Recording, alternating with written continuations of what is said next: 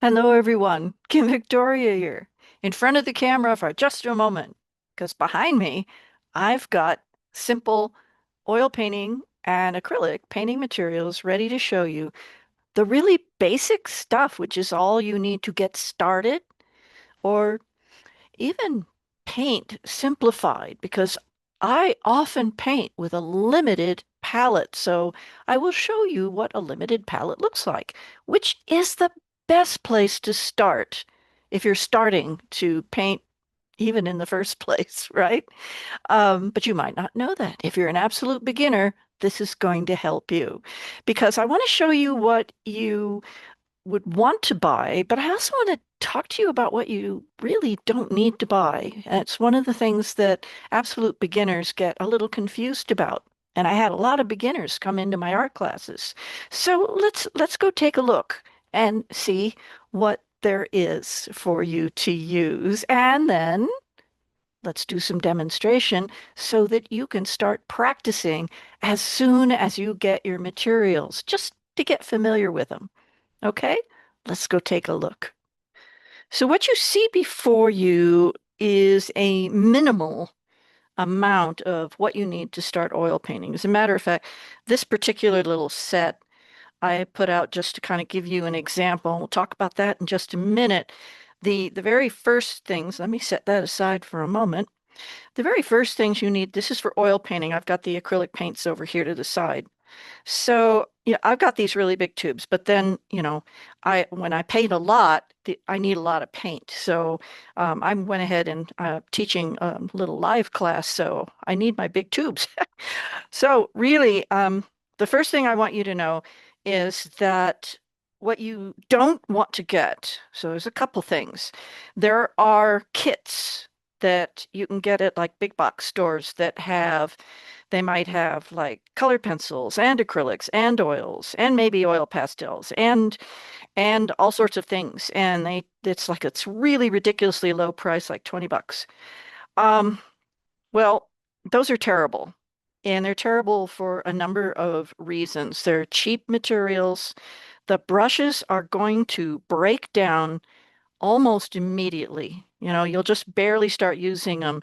And what happens is that, this is a nice, neat brush. This is a new brush. I was using it in for myself and in class.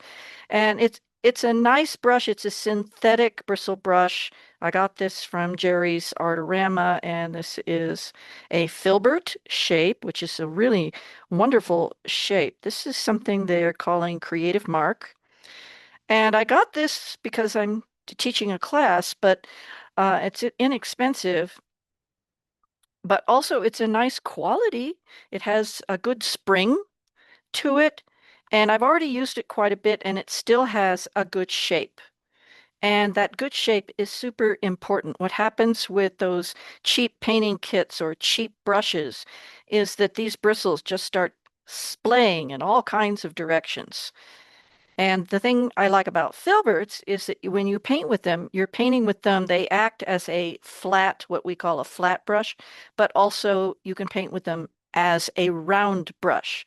So you really only need to start painting with one brush. There are painters who paint with just one brush and they just keep wiping it off, and their color mixtures become intermingled and very harmonious, and it can be done. It can be done, especially with a limited palette. So, speaking of wiping off, I always recommend the old jeans. Denim is fantastic for oil painting because it's a heavyweight cotton and the oil paints don't soak through very quickly. I mean, if you've got a lot of solvent mix, it's gonna soak through to some extent. But jeans are fantastic. So if you can, I mean, even if you have to go to the thrift store and buy a really cheap pair of busted up jeans, excellent rags, absolutely excellent. There's nothing to compare when it comes to oil paint. But if you're a little nervous about getting paint on your hands, if you might have very sensitive skin, by all means, wear gloves. Get one of the materials, whether it's latex or nitrile. I'm not sure how to pronounce it. I think these are nitrile. And but if you're worried about getting paint on your hands, it's a valid concern for a lot of people. So get yourself gloves.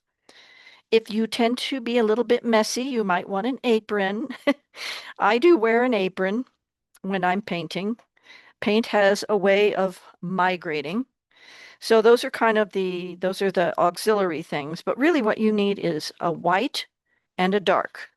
So this is titanium white and this is burnt sienna. You might prefer to have a black. So you can just get yourself a black. And this is a normal size tube. This is a 1.25 fluid ounce, 37 milliliter. So, this is kind of a normal size. In those cheap kits, you'll get tubes that are like this big. And when you really get into painting, that won't even help you finish one small canvas.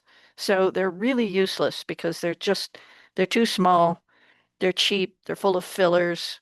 You want to get something quality. You want a quality paintbrush and a couple or a few paint tubes of quality paint. And you can do so much with them. It's absolutely fantastic. If you want to get a painting knife or what we call a palette knife, you want to get one that has a little bit of an angle to it. And you really only need one, unless you start eventually getting into painting with a palette knife, which are also called painting knives, and they come in a lot of different shapes. So I don't want you to think about that right now, please. Initially, and this is what I'm doing in my art class, is this is just a cheap styrofoam plate. You don't have to go get a palette. You don't even have to get palette paper. This is a great way to start your painting experience. It's non-absorbent, and if you have put out just put out a lot of paint, you might want to have a container you can put that in and close it up, because the paint will stay usable for about 3 days, maybe even four sometimes. The quality of the paint makes a difference. So some paints will dry up by the next day, but sometimes with oils, I have found that it forms a little skin, so you could break it open and still use the inside blob of paint. So I always end the day by mounding up my piles of paint, so they're good for the next day. But I also have a palette holder. So, but for practice, you could just use a cheap styrofoam plate, right? Now, one of the things that I teach is the quality of the layers when you're painting. And your very first layers are fat over lean is the principle that you need to know. And I'll go over that in a few minutes. This little jar has a little bit of a thinner or solvent in it. And maybe you can see that it's got a little tint to it because I've already been dipping in it with the burnt sienna. And I keep a small amount. And this is for painting. I'm not washing my brushes with this. I am painting with this. Okay. And we'll go over that in just a minute. So you need like 2 tubes of paint. You need a little palette that you can use, a little plate. You might need a little solvent. I'll have a supplies list in the description box. So if you want to make notes, that's fine. You need you need quality paintbrush. If you just have one paintbrush, that's all you need. You can do a whole lot of painting. I'm talking finish paintings with one quality paintbrush, quality being key. And then the thing you need for practice is a newsprint pad. Now, this is an old pad. They come in different sizes. This one is a 12 by 18, and this is very nice for practice. And I already have a video up showing painting these. And here's some of the scribbles. I was doing some scribbling with the students, and it's kind of a good warm up. We'll do that in a minute. So we're going to be using this. So I'm going to set that aside because we're going to do this in a minute. Let's see. Clean up. You're going to need to clean your oil painting brush. And I wait until the end of the day when I'm finished painting for the day. And I wring the brush out really well with my rag. Just get all the excess paint out. You can even take a palette knife and push paint out of the bristles at the end of the day. And then I wash it with soap and water. And people don't realize you can clean it with soap and water. Now you can get brush cleaning soap. It's a very good product. It comes in a little round plastic container. It's wonderful soap, but you can also clean your brushes with dish detergent. You know, dish detergent was designed to cut grease and oil. So it can cut the grease, it can cut the oil of oil paint. The main thing is you want to get those bristles really, really clean, all the way down to here. This is called a ferrule, and this is what holds the bristles in place. And you want to get your brush really clean. You're going to sometimes have a little staining from your paints. They might stain the bristles, but if you've got any paint way down here by the ferrule, you want to do your best to get that out. And you could get like a nylon brush for cleaning brushes from the hardware store. So that's an option for you. The soap I use is I'm showing you Fell's Naphtha. You can get this at a lot of places. And I've seen it at the hardware store and some of your regular stores, grocery stores have it. Some don't. This is an old-fashioned laundry bar. It's excellent for brushes. Absolutely excellent. I use it for acrylic, I use it for oil. Very inexpensive. It'll last you potentially years because you just keep working the brush and you'll gradually form it into kind of a bathtub and you just keep cleaning the brush until it comes clean. So, yeah, I highly recommend this product. And this is just like a little product container, little plastic product container from the grocery store. Something like that is great. You always want to let the soap dry out. You don't want to put a cover on it. You don't want to grow mold. So, yeah, wonderful product. And if you want to pursue oil painting and you are a student, you're a beginner, there are inexpensive sets just like this. This is by the company Winsor Newton. And this is a very basic set. And it's this particular set is the Winton. Winton is the student grade oil paint. Perfectly fine. It doesn't have quite as, what is it, the expensive ingredients or anything. It's just a real simple set. You can do a lot of practice with a student grade set. There's a couple of odd ones in there. These two. And so this one was, yeah. So we've got a yellow, we've got a couple of browns, a red, a blue, and a green. And you really the only thing you need is a yellow, a red, and a blue. And a white. And I prefer a burnt sienna. But it's also nice to have a black. But this is just an example of just a really simple number of oil paints that will get you started. Okay, let's move on to the acrylic. So I hope that was helpful. Oh, the solvents there's odorless turpentine, there's citrus-based that you need to get from an art store or online. Those are really nice because they're not real stinky. The odorless turpentine or odorless paint thinner you can get at hardware stores all the time, and they are perfect for, this just doing some of those base layers, which I'll talk about in a minute. Anyway, let me move this aside. Okay, acrylic painting, the same plastic styrofoam plate, perfectly great. I actually use, when I'm doing like crafting with acrylic paints, I often use just a lid from a cottage cheese container.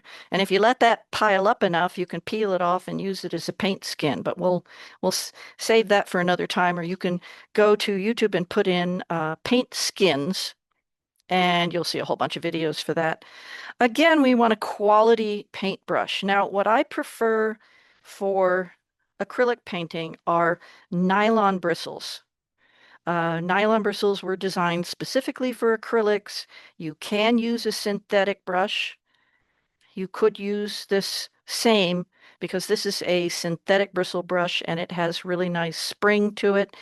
And that's what we're looking for. We're looking for some good spring so that when it's loaded up with paint, whether it's really wet paint, very thin paint, we want to have some strength. Now, a lot of people prefer sables. This is another type of nylon brush. You can see it also has a really nice spring to it.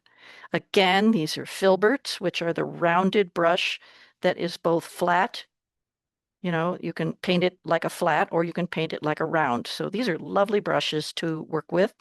And there's a lot of different brands and everything. I do like the nylon or the synthetic for acrylics. We'll get into sables another time. You can also find a lot of artist teachers who use sables, and they're a very soft bristle. And the sables that are for watercolor can get very floppy. And I don't prefer a floppy brush for these materials, for this media, the oils or the acrylics. This is a very basic set of acrylics. We have a white and a this I don't have any acrylic black. I have this really dark gray. This is a neutral gray. So I'm going to wind up getting some black. But this is A yellow, A blue, and A red. And for practice, you can do so much. You can do finished paintings with this little kit. Absolutely. You might not be able to do a very large painting, but you can do a ton with this basic kit. There it is. That's it. And then you need a rag. I also like thick cotton, like cotton socks that have worn out. And they are great for acrylics because cotton absorbs the moisture, and that works really well. Again, um, the an apron can be nice because things splatter. Again, you might want to wear gloves if you don't want to get paint on you because getting paint on your hands just seems to happen automatically. Let me see. I'm going to look at my little list over here. The only other thing, the thing you need here is like with the oils, you have a little bit of solvent to help thin the oils out. Um, I just use this looks really scuzzy, but I've got a couple of cottage cheese containers here. I was using some water here. You just need some water. Big thing with your brushes is if you let paint dry on your paintbrush with acrylics, you'll have to throw the brush away. Once acrylic dries, that's it. You're done. It will become hard as a rock and you'll never be able to paint with again. Of course, you might be able to use it as a hard brush and create scratching marks if you want to do like really thick impasto or abstract pieces, stuff like that. But you really want to keep your brushes in water whenever you're not painting with them and keep them clean. Very important. Oil painting brushes, you can get away with not cleaning them for a few hours. You can leave, you don't have to clean them in between. Say you go to have lunch and you're gone an hour and you come back oil paint, you're fine. You know, it's just a good idea at the end of the day to always keep them clean. A lot of you can restore them with a brush cleaner restorer. They have them at the hardware store. But, you know, over time, you're kind of breaking down the strength of the bristles. I don't think it's a really great idea. It's just better to be clean, okay? So here's a different size newsprint pad. This is a smaller one, it's 9 by 12. So you'll see this demonstration coming up in another video. For newsprint, great for practicing acrylics. It's a good idea to put a piece of plastic in between your pages because the water in acrylics will soak through newsprint much faster than your oil paints with the solvent and the oil that's in them. They don't soak through so much, but the acrylics will. So that's something to think about. Anyway, getting a newsprint pad. Why a newsprint pad? They're cheap. They're not precious. You will practice because you're not going to sell these. You're not going to give them to your family and friends. The idea is to use some materials that are really cheap, except for your brush. You need a really good brush, otherwise you'll be fighting with the brush. And you want to have decent material paint itself so that you can have a quality experience in becoming familiar with what your brushes and paint will do. Your most expensive item really should be your brush. Get really good, a really good brush. If you want to get more than one brush in different sizes, um, the oil paints, this one is a number 6. Some brands have different size numbers. So this one's about a half inch, you know. Uh, you can do a ton with it. And but if you want to, you can get like a 2, 4, 6, and 8 if you like to work large. Um, and then you'll be able to paint for a long, long, long time with just that. Okay, I think I'm going to put a plastic tablecloth down and do a couple of demos. So I have a nice fresh sheet of newsprint. I've put out a little bit of oil paint in the burnt sienna and the white. I have a little jar of that solvent, and I don't like to leave it open, so I kind of just take some out, put it on my palette. Because for this exercise, this is we just want to get familiar with what this paint feels like. If you're using acrylic painting, you're using the same sort of setup. It's just that you're not using solvent, you're using water. Okay? So this is very liquidy. I'm making this paint as watery as watercolor paint. And this gives you something to get started with. So the purpose of what I'm going to show you here is strictly to warm you up, get you familiar with the material.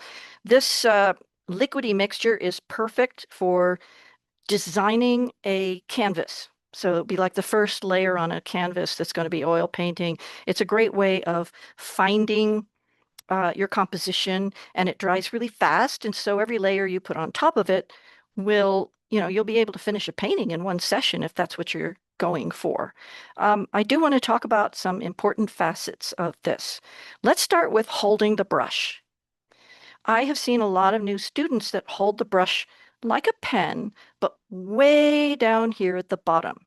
And a lot of times people are gripping it really hard. Um, so however you hold the pen, we don't want to see any kind of strain in the hand. You want to be loose, but you also want to be back here. And what this does, I want you to develop a feel for being relaxed, very relaxed. There's so much you can do with a relaxed hand, and the brush is there. It's not going anywhere, okay? You don't have to grip it hard. You can make a lot of powerful, expressive marks holding the brush way back here. And it's also not just your hand, unless you have a physical limitation. You're using your whole arm all the way to your shoulder. You're using your elbow. You're moving fluidly, okay? And this is something to practice. It's one of the reasons we can use newsprint pads because you can create wonderful, expressive lines by being fluid, open, relaxed, and working from your elbow. One of the things that a lot of my students didn't know is they get very upset or intimidated, let's put it that way. They get intimidated with the idea of drawing because what we're doing here is we're drawing with a brush. But what does draw mean? Draw means pull. That's all draw means. It means to pull. So we don't push the brush, we pull the brush. We pull the pencil. We pull a pen across whatever it is we're writing. We're pulling. And when you're painting, when you pull from your elbow, you can make wonderful, strong, decisive, powerful marks. We can really get some energy into our brush stroke by pulling. We don't we don't want to make, you might wind up with a style where you do this little daubing kind of thing, but that same area can be covered with two brush strokes that have some power and energy to them. And yes, you're always going to be modifying whatever it is you're working on. But what does it feel like to create an area with just little fussy brush strokes versus putting a little energy into it and just having a couple of simple brush strokes and creating a same shape and everything like that? Wonderful way of experiencing painting is to stretch yourself, make yourself hold the brush in a way you've never held a brush, the way you've never held a pen or a pencil. Hold it differently. Another way of holding the brush is that way. And well, why would I need to hold the brush this way? A lot of artists switch around their hands. There's different ways of applying paint that allow for a different kind of stroke. This particular angle can give you a very strong stroke, but you can create a finer line. The brush starts to move around in your hand. It can switch around. It all depends on what you're going for. You can really flip it around. Play with that. Play with that. What does that feel like? What does that feel like? Play. Make yourself do something with this that you've never done before. And when you find yourself creeping on down to this ferrule, or you find yourself gripping, pull yourself back, relax, feel it. What does it feel like to be loose? We could go into a little of this thick white. And what does that feel like to add a little white to something? You can also roll the brush. There we go. What's that like? Roll the brush. Play. Play with this big piece of paper so that you get just this idea of how it feels. How does the paint feel on the brush? It radiates through the handle. You can feel that touch on the paper. Okay? The fat over lean principle. So I really want you to understand this right away because it is important. Fat over lean. Lean is when I add solvent to oil or water to acrylic. What that means is that this paint layer that has solvent in it, solvent evaporates really fast. Paint dries slowly. If I were to add oil and make oil paint even more oily, it could take months to dry. So you don't want to have a quick drying layer on top of a slow drying layer. What will happen is the top layer, if it's with solvent, it will crack because the underlayer hasn't dried yet. But so as it dries, it'll start pulling that solvent layer apart. So we always want a solvent layer at the bottom, the lean layer, the solvent layer. And then we want our fat layers, the oily layers on top.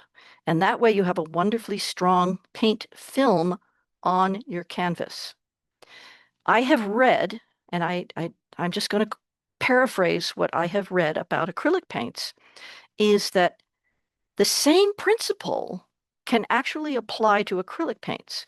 Acrylic paints are a plastic polymer material. And when you add water to that material, you are dissipating the molecules in that paint film, thus making it lean, which is fine for your base layer on paper or canvas. Again, the water will evaporate and you will just start painting right on top of it with more acrylic paint, and you can move along a little faster with it. But if you're going to make many layers of acrylic paint, again, You want to have layers that are going to be strong and have integrity. So, from the things I've read, don't use water in acrylic paint for your upper layers. Use different kinds of acrylic mediums. There's matte medium, gloss medium, paste mediums, gel medium, heavy-bodied gel medium. There's all kinds of mediums for acrylics. It's really amazing. Oils also have acrylics, but they're all based on oil. So they're two different things when it comes that way, but it's the same principle.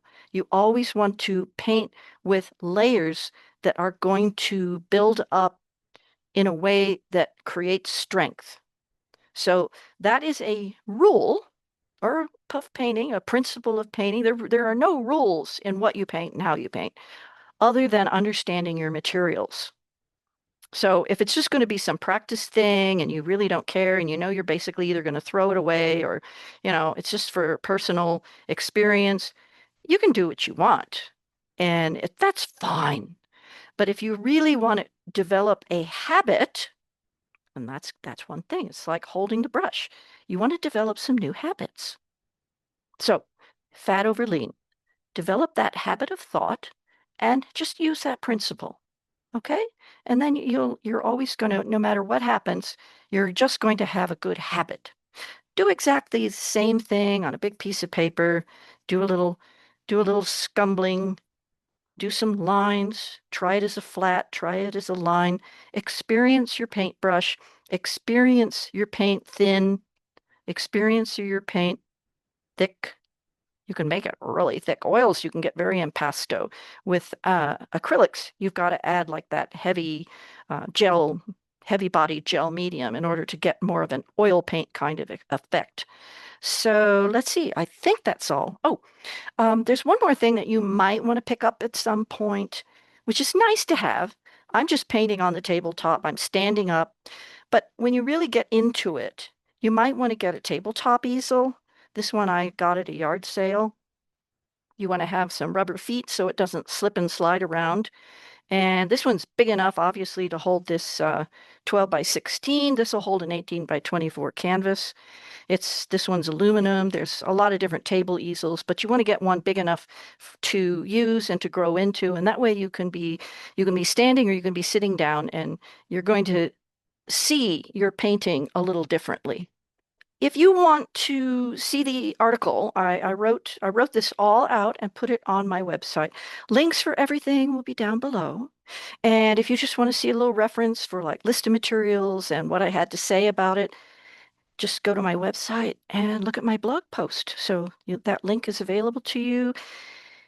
Yeah, so this is just the starter. This is and this could be an exercise for even those of us that have been painting for a while. It's just kind of like warming up. We can experiment on newsprint pad to develop a compositional idea. Newsprint pads are a handy thing to have. Doesn't matter how long or short a time you've been painting. So I hope this helps you. Um, yeah, I hope this helps you. I really do. This is important. So, yeah, thank you so much for watching. Thank you for being here.